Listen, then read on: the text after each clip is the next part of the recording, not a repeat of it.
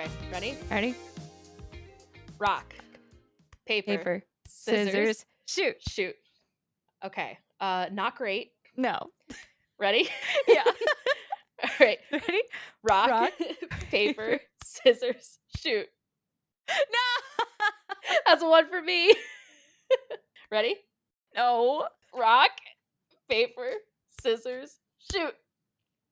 Shit! Nice. All right. All right, the next one wins.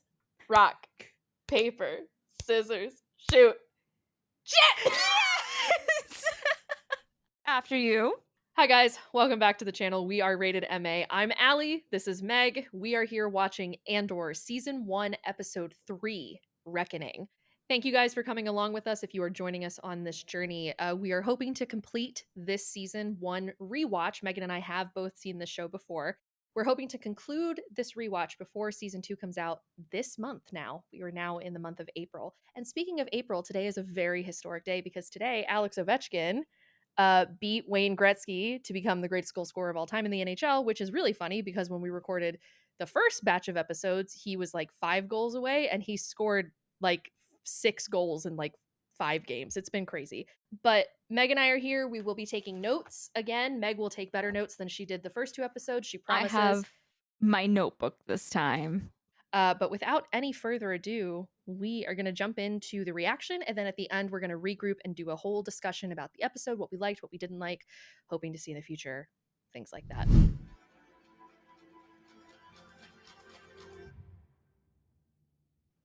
This is a really cool shot. It's so cool. I love a liminal space. This show does a lot with shots that include like depth of field, which is really, really cool. I've always liked the way that they look. Agreed.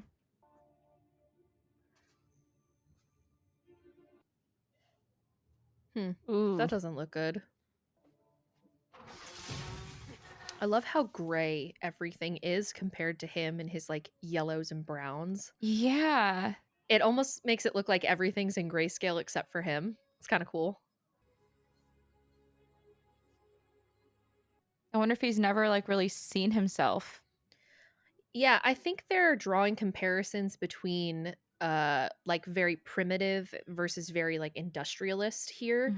Because I mean, Cassian at this point, you've got to figure is like maybe 8 to 10 years old. I don't think he's any older than that. And we know that there was a mining collapse that killed a bunch of the adults and the parents. Yeah. So if he's been on his own for even 2 years, you know, he might not have seen himself since he was much, much smaller. Probably. Yeah.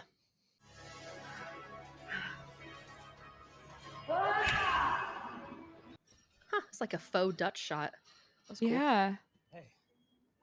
I feel like it kind of gave me like a little bit of a callback to him being entering like the tunnel, entering that. So I thought that was really, really clever and cool. I leave money with. You'll have what I own. Keep an eye on her if you can. Where are you going? It's better you don't know. You really said I'm By up the to way- some shady shit. See you later. I mean, I think Cassian is always up to some shady shit, and his friends know it. At this point, they're just like, I mean, fuck it, man. Sure, whatever. What the hell? I'm so used What the to hell? Sure. I'm so used to it. Yeah, go for it. See ya. Stellan Skarsgård, the actor that you are.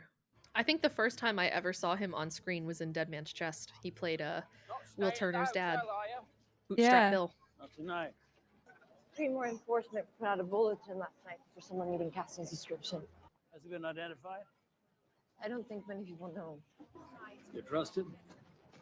He'll be there. Not a yes or a no. Do you trust him? He'll be there. Yeah. The way you would get so car sick. Oh my god. Even thinking about being on this type of vessel makes me want to puke.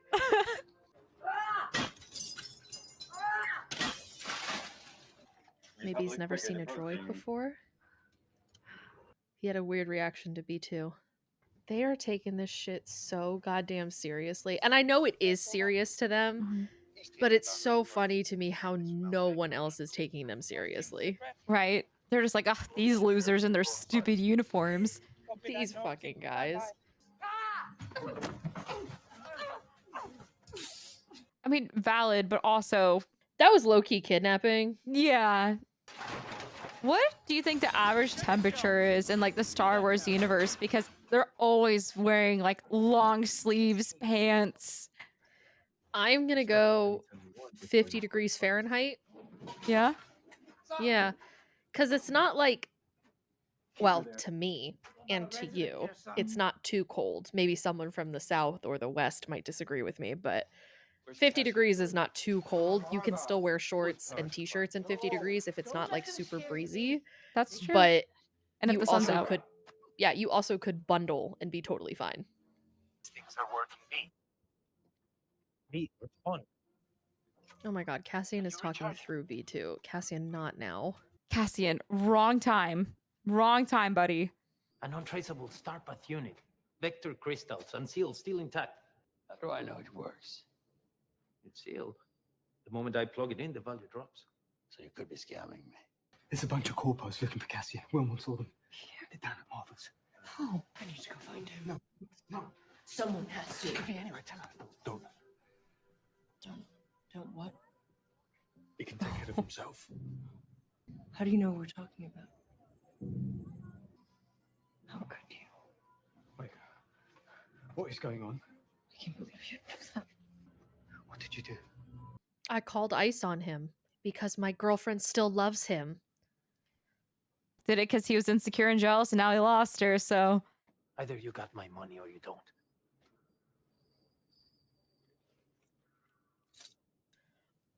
So you see, Why do you handle this shit like Pokemon cards? Big that's a game. You bribe quartermasters. I'll give you another 1,000 credits to tell me how you got it.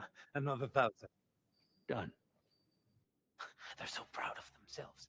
They don't even care. They're so fat and satisfied. They can't imagine it. Can't imagine what. That someone like me would ever get inside their house. They don't even think about us. Boss, I don't know you. Fair enough, but I know you. You don't want to get caught with it. Well, then hang me, wouldn't they? Take me up Brick's Road and hang me in the square. Wouldn't be the first time, would it? Isn't that where they hung your father? Who are you? I came looking for something more, and I think I found it. Who are you? That's the wrong question. The right question is, how much time do we have to get out of here? Don't you want to fight these bastards for real? That scene is so fucking good.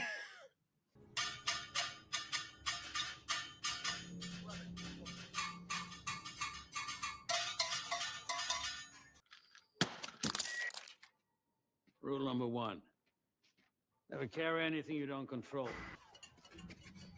You stop! I said stop! You look scared, girl. What is that? I put slap charges on the doors. What? When? Rule number 2. Build your exit on your way in. Let's go! The box! We left the box! No! What was in the box again? The box is an Imperial Star Path unit, which means that it has the tracked logs and movements of the ship that he pulled it out of, if I am remembering correctly, which could lead them potentially to Imperial bases to hit, I think, which is why it's so valuable and why the Empire absolutely does not want that to get out. And for everyone out there watching, if that was at all wrong, sorry. I don't actually know. That's what I remember. I could be wrong. Also, this scene is fucking awesome. I would have loved to have seen their stunt coordinator trying to parse out, like, okay, we got shit falling from the sky. We've got blasters being shot. You got to crawl in this hole. I wonder how long their VFX team spent on this as well. I believe this was a practical set because I think I have seen pictures behind this. Obviously, the ropes and the giant slate hammers or whatever the fuck those things are. Obviously, those aren't like real, but Oh, I'm think sure they most- waste like nothing. yeah, I'm sure most of that is practical though. That's so cool. I love it when they do like a practical set. I just think there's just something about practical versus, you know, VFX or anything. I think VFX is still really cool, but there's just something about a practical. Practical sets always look better, in my opinion. They have always looked better. Smart. What if it's just one guy left? That wouldn't come here with only 4 I love shots like that where you see something come up in the background that the characters don't notice. I love that. Mess. Girl, don't cry for him. He sucks. Yeah, he was the one who started. He was the reason that all this happened. 2 humans, heavily armed, heading your way. Heavily armed. I think all they have are blasters. Yeah. It's not that heavily armed. Gets to you, doesn't it? Shut it. That's what a reckoning sounds like. That's what a reckoning sounds like. Fuck yeah. You wanted to stop, but it just keeps coming. I told you to shut up. Is he drinking on the job? I think he is. So a little happy hour. It's 5 o'clock somewhere. It's when it stops. That's when you really want to start to fret.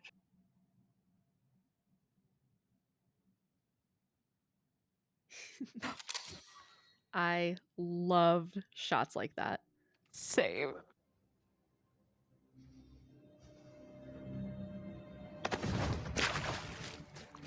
Oh, I remember what happens here. Oh. Do you remember? Do you remember this Yes, I part? do. This part was so fucking cool. Here we go. Yep. Yep. And boom. Fucking with the wrong city, boy. Yeah, he really is.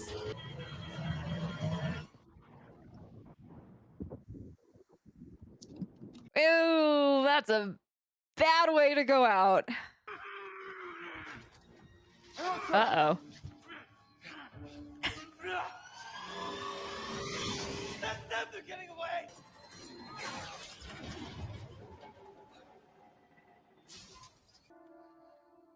God damn, who the hell is caked up over there? Good lord. I didn't even see it. I was taking a note. God damn. I have FOMO now. I wish I saw that.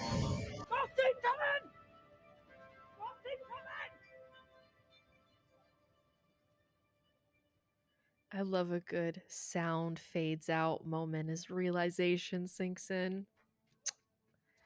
Eats every time. This guy looks like if you made anxiety into a human. Yeah. Oh.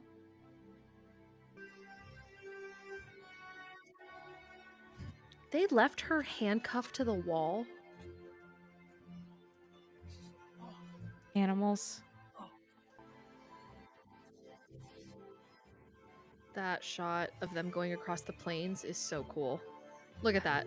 Gorgeous. That's, yeah. Stunning.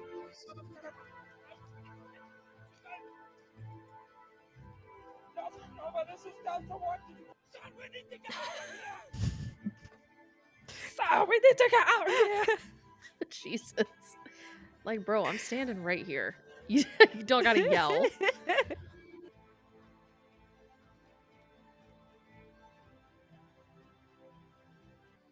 I love this. Mm-hmm.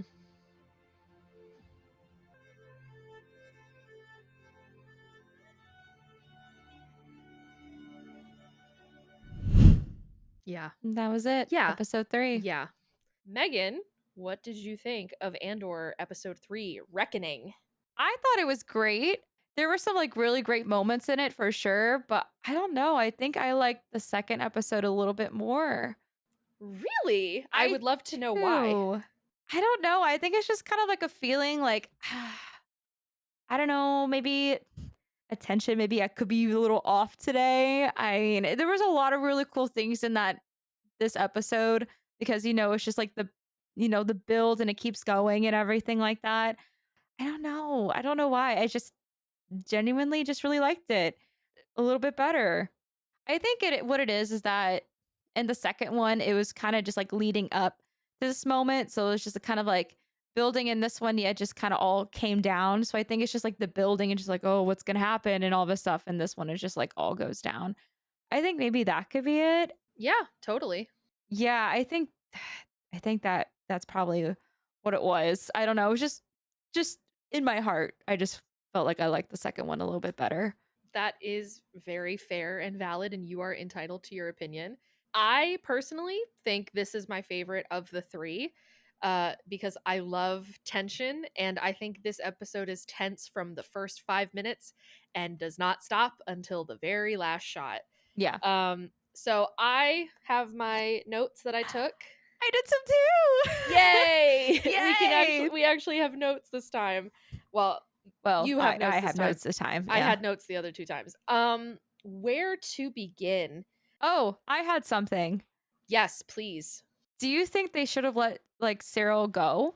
Do you think they should have done that, or do you think because I mean it was great plan that they had him tied up, you know, the typical go to find him, it's a distraction so they can leave. But do you think because of like how the rest of the story goes, do you think they should have let him go, or do you think they should have, you know, killed him? There is something to be said for mercy in a time of war.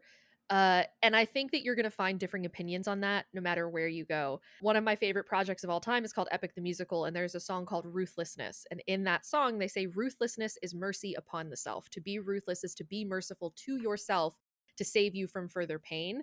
I think, in terms of the greater event of everything that I know as an audience member, someone who's seen the show before, anticipating season 2, knowing what happens in Rogue One, 100% think they should have killed Cyril. But in the moment, it served them better to leave him alive because if Cyril hadn't been there, would that guard have stumbled upon them? You know what I mean? Their Yeah. plan was sound. They did the right thing by leaving some sort of distraction in case anyone came down. But in the grand scheme of the show and where Cassian goes after this and what happens in Rogue One, 100% they should have killed him. But hindsight is everything, and these characters don't have hindsight, and that's part of what makes decisions like this so interesting to me. Yeah, no, I completely agree with you on that. Is that yeah, I mean they should have, but like in hindsight, they did do the right thing. Absolutely. Because I also say this, and nothing against if you love your mother or if you're a mama's boy, anything like that. Cyril gives major mama's boy. Do you remember the rest of the season at all? Because that is a whole plot point. Again, sometimes I fell asleep. It's been a long time since I've watched Andor, so I think Hey, editors, clip this portion where Meg is like, he seems like a mama's boy. And then when we meet Cyril's mom, just splice that back in. Because she may or may not be wrong or right. I feel like I'm right. We'll see. I remember, We'll but find we'll see. out. Oh, I know you remember. Hi, Molly. Hi. I thought there was a bird in your house because I didn't know what was behind you. And I was like, that's the dog. What's hilarious is that she's just out of frame and she's staring me down. I can see like the side of her head. Molly. Everyone say hi to one of our 2 channel dogs. Hi.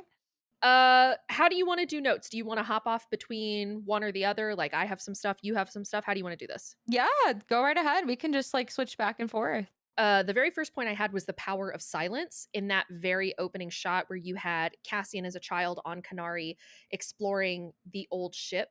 And I had a thought where I was like, man, it's been like 3 minutes and no one has said anything.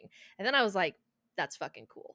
Because Yeah. the power of silence in film and TV is almost more powerful than dialogue half the time because you are stuck watching and learning and perceiving in the same way the character is, and the character's not telling you anything. They're not telling you I feel cold, I feel warm, I'm afraid, I'm nervous. You know, they're not telling you anything via dialogue or words, but you are experiencing it the same way they are, of walking through the space, seeing the Imperial ship for the first time, Cassian seeing his own visage potentially for the first time or a first time in a long time.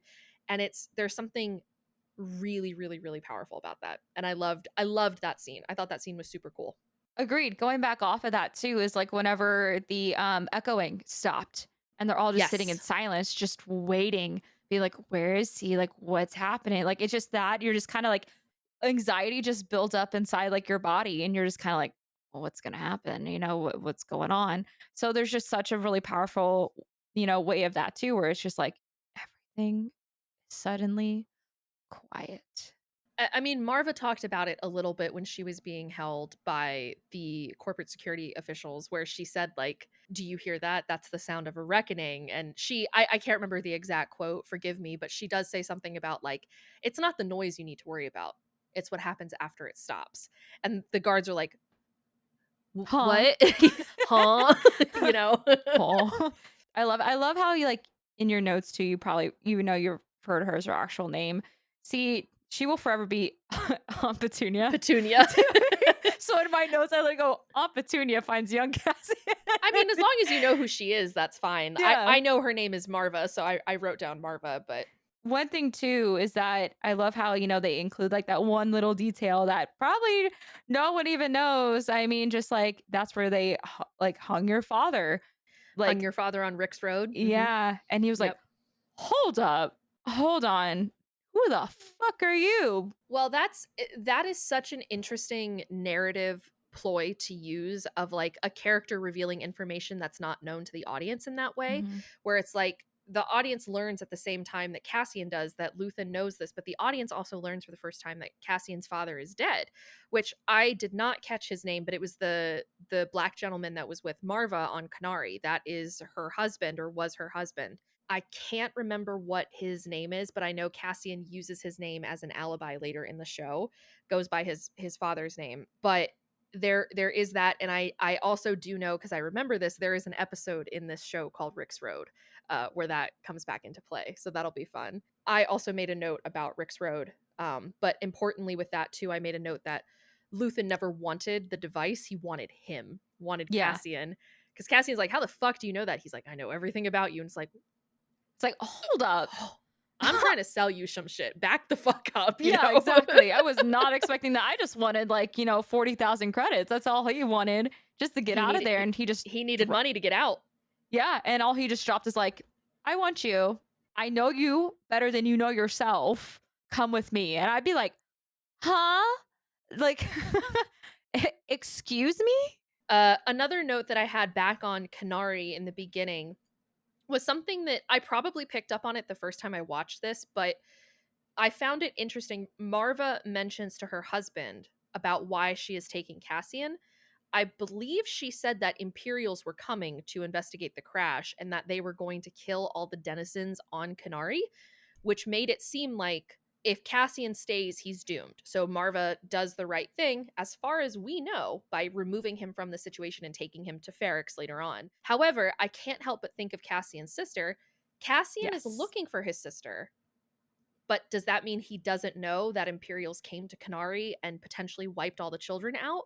Or does he know something that we don't, in that there were survivors on Canary or no one was ever found on Canary? That's what I want to know, is whether or not Cassian is aware that his sister potentially died, or if he knows something and that's why he's searching for her still. It's like, how much did Marva tell him? Yeah, because I believe Cassian couldn't understand them at the time. I don't believe Yeah. Cassian spoke common or basic, whatever it's. I can't That's remember what it's common. referred. I think. Is it? No, wait. Hold on. We're It's getting common Dungeons in- and Dragons It's mixed. common in Dungeons and Dragons. I believe it is Galactic Basic in Star Wars. I think is correct. If I'm wrong, forgive me. It's been a while. You're right. Yeah, Galactic Basic, because I knew the written form is Arvesh. So like the Galactic Yes. Basic.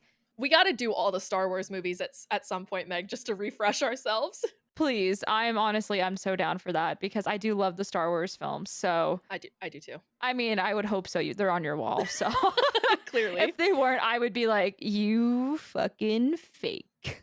Real quick, I have another fun point that was something that as a writer that I really liked that they did. There's a moment before Lucy. I almost said Lucian. That's a character from Critical Role. There is a moment before Luthen and Cassian meet up in which Sergeant Mosk says to Cyril, "Oh, where we're going, it's a 10-minute walk." And I was like, that was so smart. That was so fucking smart. Because what that does is it tells an audience how much time Cassian has. He's got 10 minutes before these guys are on him. It's so smart. I was like, yeah, that was clever. You're like, that was pretty good. The writers on it. One thing that really stood out to me too, are like his rules are like, rule number 1, don't carry anything you can't control. Rule number 2, wrote build those your down exit too. on the way in. So that's definitely going to come into play in the future episodes for sure.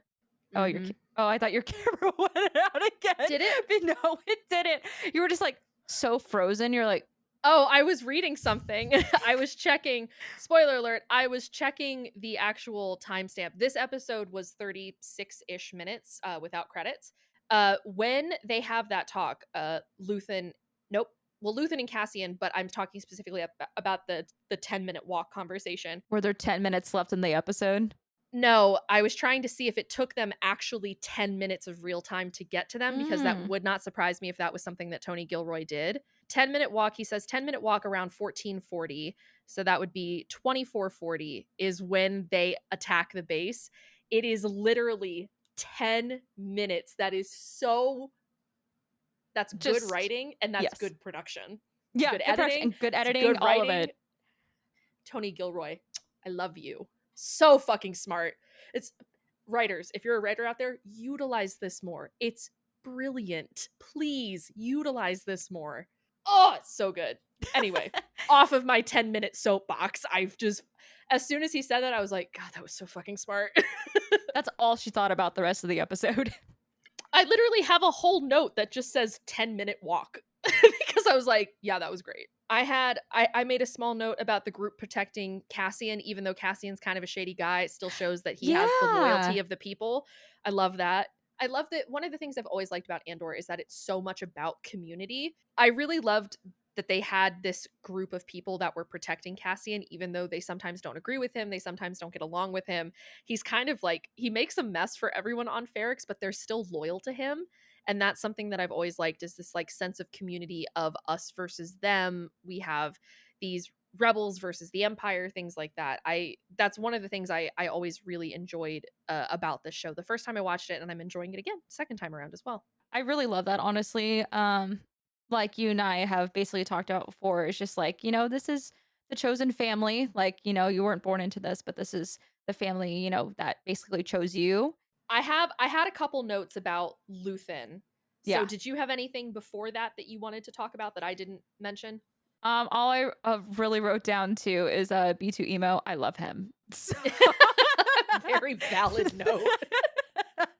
In terms of the Luthen conversation, which is the midpoint of this episode, I talked about the midpoint a little bit back in our first reaction to episode 1, and I think I probably talked about in episode 2, I don't remember.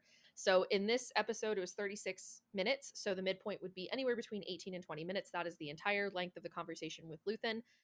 One of my favorite things is Cassian has this little speech about how he stole the Starpath unit, in which he says that the Empire is too arrogant to see someone like him in their midst. They could never believe that they could be infiltrated. And I love that that remains true all the way through to Rogue One. So good. Another thing I had too is with Cassian, in that I really love how they show like his arrogance and him being naive when it comes to like, kind of things he does. Like he uses the comm unit, and that's when he's like, do you have a comm on you? Like it just shows how inexperienced, but also he is kind of experienced at the same time. But he's just very naive to the fact of like an arrogant, like, I'm not gonna get caught. Like I haven't before. Like it really shows that as well. I did have that note, and I was just scanning through and I was like, oh yeah. Cassian does have this arrogance about him. You and I mentioned it in the very beginning, which is interesting because I would consider him a very selfless character by the time he gets to Rogue One. And there is a very, very hard line of demarcation between arrogance and selflessness. I also wrote down Luthen's rules. I had 2 rules written down that Luthen gave Cassian. Was there 3 or was there 2? There were 2, is the don't carry anything you can't control and build your exit on the way in. I love that Cassian hasn't even decided to go with him, and he's teaching him already. That's such a cool thing. In terms of narrative structure and in screenwriting, Luthen is what we would consider the wise old mentor. There usually is one. If you think about the original Star Wars movie, A New Hope, it's Obi-Wan. In this show, it's Luthen, the person who knows more about the world and the story that we're going to get into, who is there to teach the protagonist how to navigate it. Like Obi-Wan and Luthen are parallels in this world. But he says something to Cassian. He says, don't you want to fight for something real, when Cassian is holding the gun on him? And that I would consider, in terms of the season narrative structure, I would consider that the crossing of the threshold, which is Cassian moving away from things that he knows to something completely unknown. The threshold from known to unknown. That also helps carry into the whole, like, Cassian for the first time in his life is shutting up because it is brand new. It's something that he's not used to at all anymore. This is all a new world. And he's just kind of like, instead of, being arrogant, he's kind of like, oh, maybe I should listen to him because he's actually has like pretty good advice and pretty good rules. And he's probably been this a way longer than I have. I had one other major note, which was the ending parallels of Marva and Luthen taking Mhm. Cassian away from his world into the new world, basically, right? Yeah. The idea of these two parental figures of Marva, who took him to save his life, Luthen, who took him to use him. It's really interesting to see how that is paralleled from someone who was likely intending to do goodwill with Marva, wanting to save him, versus Luthen, who was like, "You're a tool. I can Yeah. use you," and takes him away.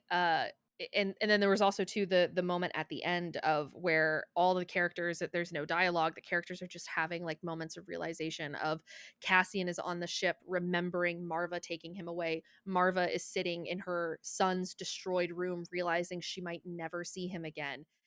Cyril is standing in the carnage and disarray on the streets and realizing he is fucking outwitted out here.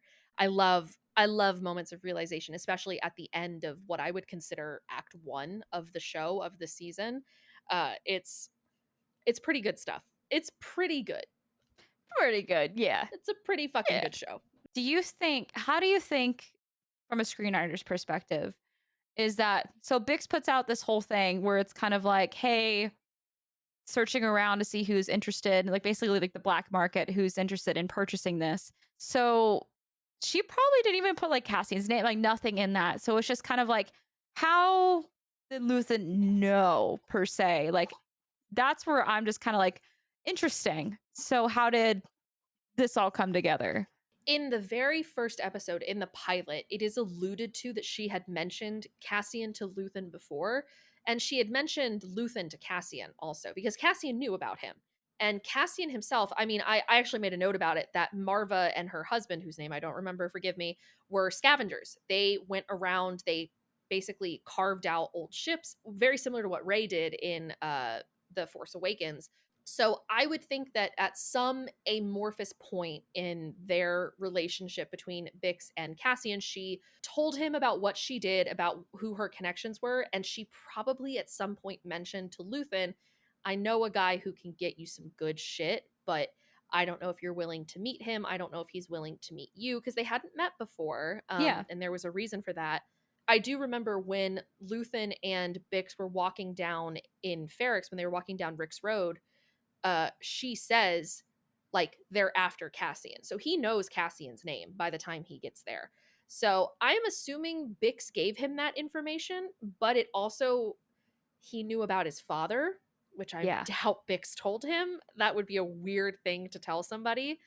Obviously there's a file on Cassian because Cyril and his team were able to pull it up. So I believe Luthen may or may not have gotten his sticky fingers in His file. Cassian's file, right? He probably did. Do you have any more notes? No, I think that was pretty much it for my notes. What about you? That was the end of my notes, was the realization at the end. Like I said, I think this episode was my favorite of the 3, just because I love tension, I love drama, and the fucking scenes between Luthen and Cassian are so fucking good. Those are pretty great. So good. Well, you guys feel free to check us out for our next reaction of episode 4 of Andor. We will see you guys in the next one, I guess. See you then.